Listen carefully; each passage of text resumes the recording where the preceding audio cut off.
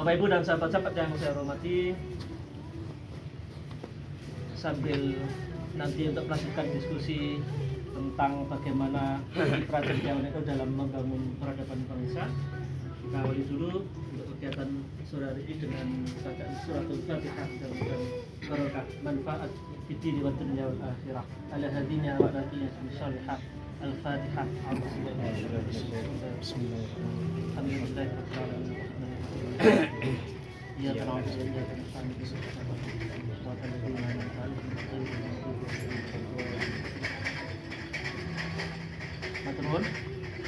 Terus selanjutnya kuliah keagamaan yang akan disampaikan oleh kiai kita Yai Sadin Subekti, kepada Yai Dr. Sadin Subekti, disilakan Bapak Yai. Baik juga, agak maju kan? Ujubahnya aja. Yes. Baik, Assalamualaikum warahmatullahi wabarakatuh. Waalaikumsalam warahmatullahi wabarakatuh. Alhamdulillahi rabbil alamin alladzi an'ama 'alaina bi ni'matil iman wal islam. Asyhadu an la ilaha illallah wahdahu la syarika lahul malikul alam. Wa asyhadu anna sayyidina wa nabiyyina wa maulana Muhammadan abduhu wa rasuluh al-mab'utsu bis-salam. Allahumma salli wa sallim wa barik alaihi wa ala alihi wa sahbihi wa man tabi'ahum ila akhiril ayat. Amma ba'du, faqad qala Allah ta'ala wa huwa asdaqul qail. Bismillahirrahmanirrahim. Ya ayyuhalladzina amanu kutiba alaikumus syiyam kama kutiba alal ladzina min qablikum la'allakum tattaqun. Shadaqallahul azim. Yang saya hormati sahabat kita sekaligus ketua umum kita, Ketua Umum ISNU Surabaya, Mas Ahmad Basri, yang senantiasa mengawal kiprah ISNU yang ada di Surabaya. Mudah-mudahan beliau diberikan kesehatan terus ya. Amin. Sahabat ISNU yang lain, yang ada Mas Siki, ada Mas Tris, Mas Ardi, yang lain Kiai Musyahir ini sahabat Kiai kita juga. Sebenarnya di sini Kiai semua. Kok aku sebut Kiai Dewi. Salawat serta salam kita haturkan kepada junjungan Nabi Muhammad SAW beserta keluarga, kerabatnya dan para pengikutnya, termasuk kita sampai nanti di akhir zaman. Amin ya rabbal alamin. Alhamdulillah, saya ini serba dadaan, tahu-tahu dipot suruh ngisi. Tapi Kawakan, hafal ya tadi. ya, dan saya kan mesti tahu, saya juga ISNU. Ojo dilewati ya, awal-awal. Cuman repot-repot terus ya apa sih, jadi enggak. Ya. Tapi kata senior-senior kita dulu, gitu, apapun yang diminta oleh ketua, siap nggak siap ya harus siap. Itu kan motonya. Baik, terima kasih ya, alhamdulillah. Yang pertama tentu yang kita ucapkan syukur alhamdulillah kita bisa berkumpul secara langsung, bermuajahah secara langsung di tempat yang insya Allah berkah ini, dan mudah-mudahan panjenengan sedaya yang hadir di sini senantiasa diberkahi di rahmati Allah Subhanahu wa taala. Amin. Amin ya rabbal alamin.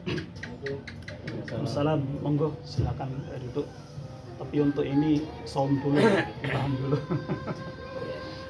Ada oleh-oleh dari saya ya, barangkali ini untuk nanti bisa dipakai bahan renungan, bahan tadabbur, bahan tafakur, bahan tadabbur untuk kita semua, termasuk saya sendiri. Ada istilah ya, kalau kita mengendarai kendaraan, misalkan mengendarai kendaraan mobil, maka yang harus diperhatikan adalah bagaimana supaya kita mengendarai kendaraan tersebut atau menyetir mobil tersebut tidak membahayakan, terutama adalah pengemudinya. Yang kedua, tidak membahayakan penumpangnya, dan yang ketiga, tidak membahayakan pengguna jalan yang lain. Ini sudah merupakan hal yang sangat pokok. Begitu juga di dalam kehidupan sehari-hari umat manusia yang konon penuh onak dan duri, yang konon penuh ujian dan cobaan ini, maka tidak hanya tidak membahayakan, tetapi harus punya kontribusi, punya manfaat, punya maslahat terhadap diri kita, keluarga kita, bahkan terhadap orang lain, sehingga kita dijadikan sebagai manusia yang terbaik dalam pandangan Allah maupun pandangan Rasulullah SAW. Khairun nas anfa'uhum linnas. Kata Nabi, sebaik-baik kalian adalah bermanfaat, bermaslahat untuk dirinya, untuk keluarga, juga untuk orang lain. Ini poin yang paling pokok. Dan alhamdulillah peran serta ISNU di Surabaya ini, bagaimanapun saya harus nyinggol-nyinggol ISNU, ya, bagaimanapun juga harus punya nilai, tidak hanya untuk keluarga tetapi juga untuk sesama umat manusia. Dan alhamdulillah saya selama ini mengamati, meskipun saya mungkin tidak begitu aktif ya, karena tugas juga ya, sama juga sih sebenarnya. Insya Allah mudah-mudahan ISNU terutama di Surabaya ini punya kontribusi terus terhadap manfaat maslahat umat manusia atau sesama manusia. Nah, dalam konteks Ramadan 1446 Hijriah ini yang kita sambut dengan gegap gempita, yang kita sambut dengan gembira. Bahkan Nabi Muhammad SAW memberikan tausiahnya kepada kita. Kata Nabi, man farihati dukhuli Ramadan haramallahu jasadahu ala nar. Barang siapa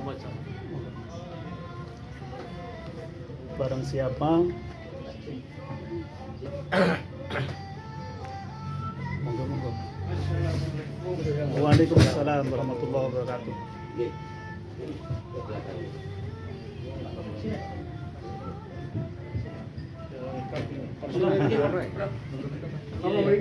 Monggo Prof, monggo. Monggo.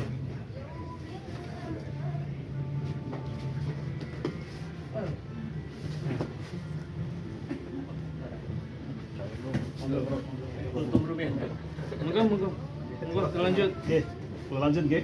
Monggo. Hadis yang sudah saya baca tadi maknanya, barang siapa senang atas kedatangan bulan Ramadan,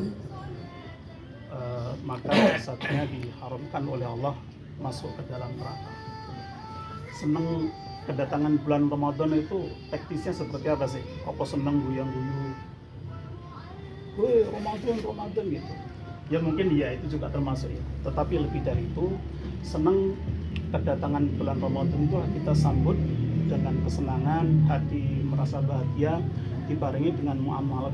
Misalkan kalau kebiasaan budaya orang NU biasanya kan bersih-bersih rumah, kemudian di kuburan orang tua kita yang sudah meninggal, kemudian sanak famili, saling silaturahim seperti itu ya.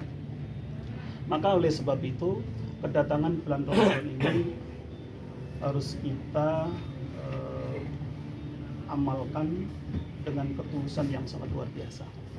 Jangan sampai puasa yang kita lakukan itu hanya sekedar rutin tahunan atau bahkan hanya sekedar rutinitas belaka. Kita amalkan, kita kerjakan dengan sepenuh hati. Yang yang sangat mendalam, kita hayati sangat mendalam, sehingga kelak akan melahirkan manusia-manusia yang memiliki sumber daya manusia yang unggul, yang berkualitas, yang punya kapabilitas. Kalau urusan surga Allah lah, tapi tolak ukur lain kan bagaimana kiprah kita di masyarakat, membangun peradaban ini bagaimana, itu yang paling penting yang kita lihat loh. Kalau urusan surga, Lailatul Qadar seterusnya itu nanti Allah ya. Ini juga harus kita aplikasikan dalam kehidupan sehari-hari, kaitannya dengan puasa. Unggul dalam konteks apa? Unggul dalam konteks ilmunya, unggul dalam konteks ekonomi, unggul dalam konteks spiritualnya, dan unggul yang lain. Mestinya puasa harus ke sana arahnya ke sana. Kalau sampai misalkan kita sudah puasa tetapi kok kemungkaran masih ada di sekitar kita, itu kok rasanya gimana? Ngomong hebat kok rasanya kok izin itu Gusti Allah. Karena Gusti Allah menurunkan kita di bumi kan tugasnya ada 3. Satu, wa ma khalaqtul jinna wal insa illa liya'budun. Yang kedua, wa idh qala rabbuka lil malaikati inni ja'ilun fil ardi khalifah. Yang ketiga adalah sekaligus memakmurkan, ada di dalam surat Hud. Ini peran ini harus kita berdayakan betul. Kita pressing terus, kedorong ke sana terus. Apalagi kita ini sebagai orang-orang yang sudah dipanggil sebagai orang yang intelektual. Kita memiliki keilmuan yang tinggi, maka unsur-unsur yang kita miliki atau alat yang kita miliki harus betul-betul digunakan di dalam rangka untuk membangun peradaban. Sehingga ketika kita disebut sebagai manusia yang unggul, maka unggul dalam segala aspek. Unggul ketika kita berada di dunia, unggul pada saat kita di akhirat nanti. Kita memang harus agak legowo sedikit ketika mbah-mbah kita ngomong gini, nak le kowe uripmu ning donya ora sengsara ora apa-apa, tapi ning akhirat juga harus swarga. Itu baik, itu konsep itu baik, tapi kita sebagai generasi yang sekarang ini harus kita tambah. Saya harus sukses di dunia dan sekaligus sukses di akhirat. Bukan kita menyalahkan mbah-mbah kita, itu sudah baik, tapi kita harus lagi. Bahkan menurut saya kesuksesan akhirat itu juga tidak terlepas dari kesuksesan di dunia ini. Tolok ukurnya kan situ, kan kita dibebani oleh Allah melalui Mbah Adam dulu, yaitu membangun peradaban ini.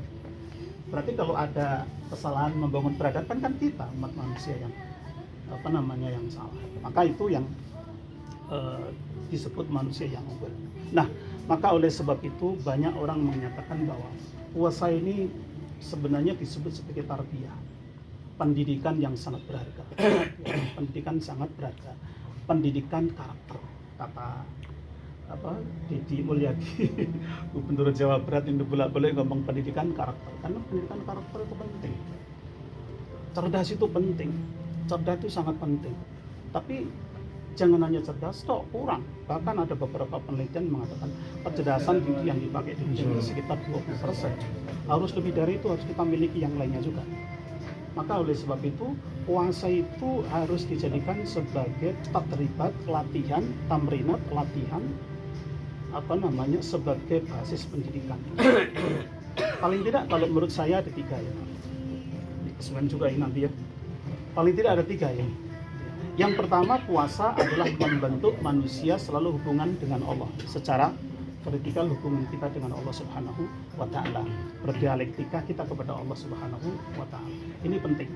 Sekalipun Allah Subhanahu wa Ta'ala sendiri pernah menyampaikan di dalam beberapa firman-Nya, misalkan di dalam surat Al-Baqarah, Allah Subhanahu wa Ta'ala menyampaikan, wa idza sa'alaka ibadi anni fa inni qarib ujibu da'watad da'i idza da'an fal yastajibu li wal yu'minu bi la'allahum yarshudun. Kata Allah, ya Muhammad, andai kata atau apabila hamba-hambaku itu bertanya tentang diriku, kata Allah, beritahukan kepada hamba-hambaku itu bahwa aku dekat. Kukabulkan permintaannya, kuijabahi permohonannya, sepanjang hambaku itu berdoa kepadaku. Tetapi hendaknya pula hamba-hambaku itu beriman kepadaku sehingga mendapatkan petunjuk kebenaran dariku. Kalimat Allah ini menunjukkan bahwa Allah itu dekat dengan kita. Bahkan dalam surah yang lain, Allah Subhanahu wa Ta'ala juga menyampaikan, wa nahnu aqrabu ilaihi min hablil warid. Aku itu lebih dekat dibandingkan dengan urat nadimu, kata Allah. Berarti kita ini dekat sekali dengan Allah Subhanahu wa Ta'ala. Nah, konsekuensinya Allah dekat dengan kita, maka Allah akan melihat panjenengan sedaya setiap aktivitas yang panjenengan lakukan. Allah akan mengontrol, Allah akan mengawasi kita sekalian. Jadi apapun yang panjenengan lakukan pasti dikontrol oleh Allah. Maka oleh sebab itu, dengan demikian maka akan melahirkan hamba-hamba Allah ini yang selalu waspada, hati-hati di dalam melakukan sesuatu hal, di dalam melakukan aktivitas. Kenapa? Karena Allah tahu, karena Allah dekat dengan kita. Nah, salah satu yang bisa kita contoh, misalkan Nabi Yusuf alaihissalam, betapa beliau itu kuatnya. Bayangkan, beliau di kamar didatangi perempuan cantik. Anda bisa bayangin sendiri orang cantik itu.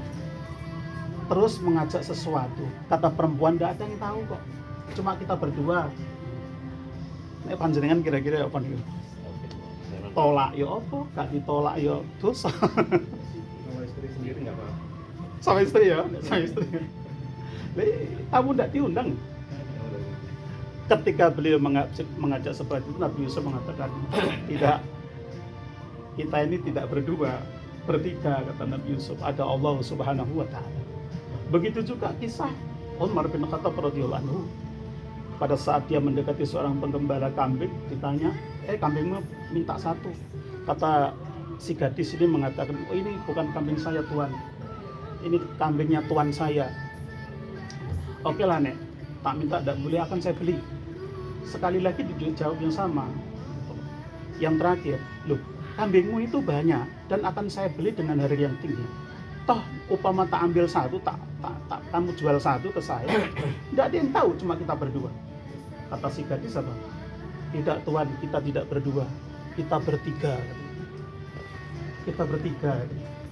Gara-gara itulah kemudian si gadis ini menjadi menantunya, lahirnya seorang khalifah. Siapa namanya? Monggo, Mas Rozi. Pak Watik. Masih Pak Watik apa wis berubah? Oke, kita lanjut ya.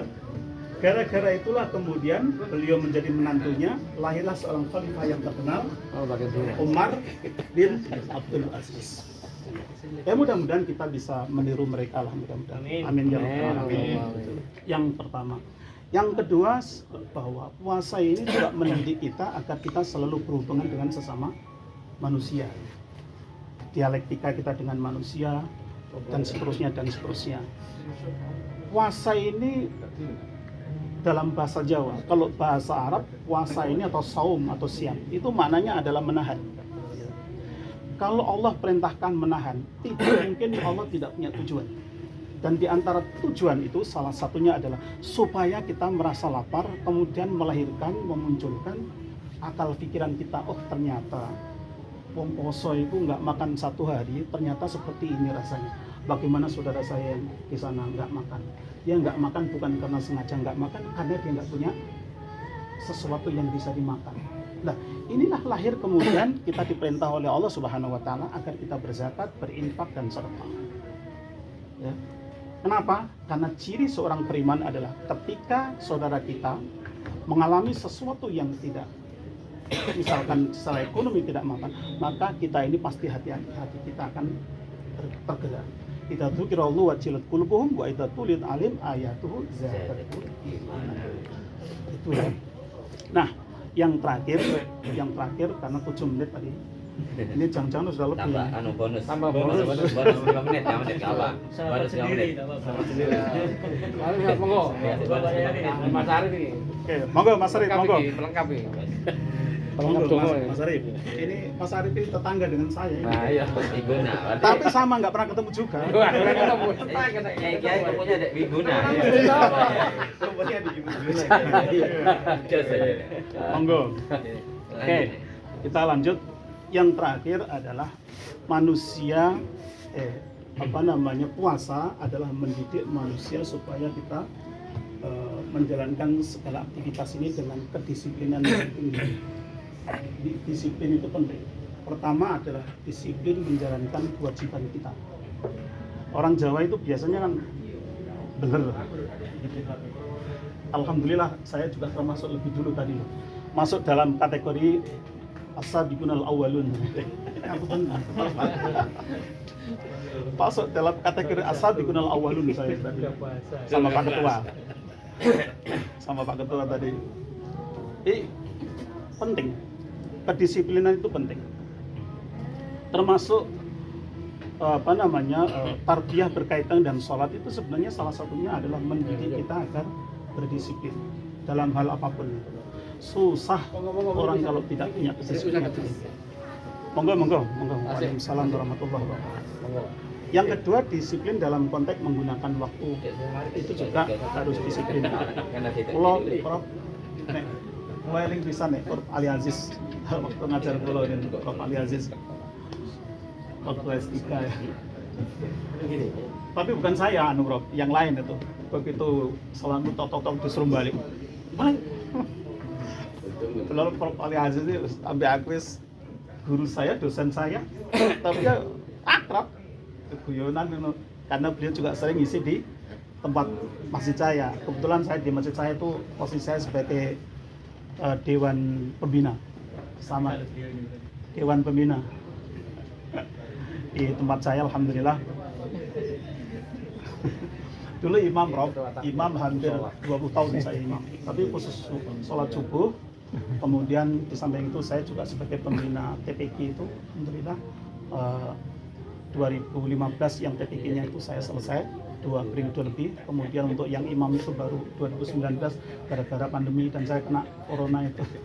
Saya minta ganti, alhamdulillah Prof di tempat saya itu imamnya tuh hafal Al-Quran. Alhamdulillah. Urete anu Pak Yai Salah Dirham. Itu ya. Yang terakhir adalah disiplin di dalam ketaatan ya, disiplin dalam mentaati hukum.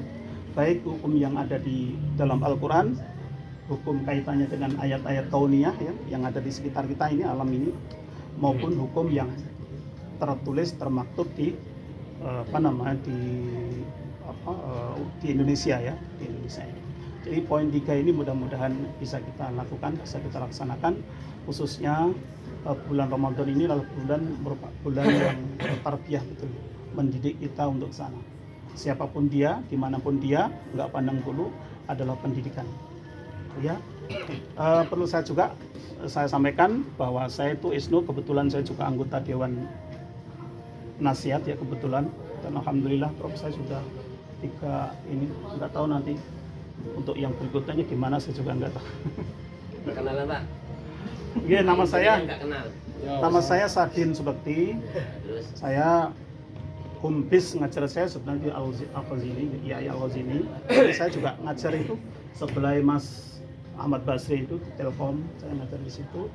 Dan insya Allah saya juga dapat jatah 2 di situ, sama jatah ngisi biar Ramadan mahasiswa-mahasiswa kami. Kemudian juga saya ngajar di Poltekkes Negeri Surabaya, baik yang ada di Karangmenjangan maupun yang ada di komplek rumah sakit. Kegiatan sehari-hari sama kayak panjenengan insya Allah ya, yang ngisi ceramah-ceramah nenek undangan. Aku lo kayak tebel ya. Itu enggak, Mas. Saya itu sudah mewakafkan diri saya termasuk mahasiswa. Setiap mahasiswa baru pasti yang saya katakan anu dulu, sampai kira-kira ada yang nggak bisa baca Al-Quran.